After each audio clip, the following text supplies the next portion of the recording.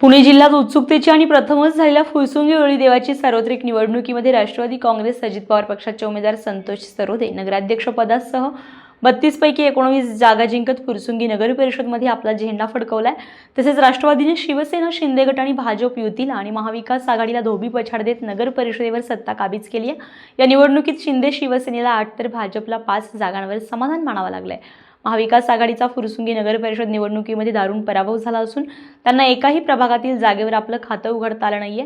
या निवडणुकीमध्ये प्रामुख्याने तिरंगी लढत पाहायला मिळाली आहे। स्वबळावर राष्ट्रवादी काँग्रेस, अजित पवार पक्ष, भाजप, शिवसेना, शिंदे गट यांची युती आणि महाविकास आघाडी यांच्यात लढत पाहायला मिळाली आहे। या निवडणुकीमध्ये राष्ट्रवादीचे नगराध्यक्षपदाचे उमेदवार संतोष सरोदे आणि नवीन सर्व उमेदवारांनी राजकारणातील विरोधी मातब्बर उमेदवारांचा पराभव केलाय।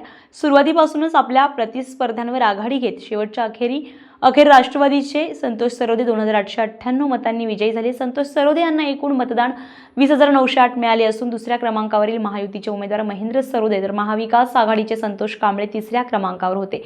जनतेने चांगली पसंती दिल्यामुळे राष्ट्रवादी काँग्रेस, अजित पवार पक्षाने एक हाती सत्ता मिळवत मोठा विजय प्राप्त केलाय। मतदार राजानं राष्ट्रवादी काँग्रेस, अजित पवार पक्षाच्या सर्व नवनिर्वाचित उमेदवारांना पसंती दिली आहे।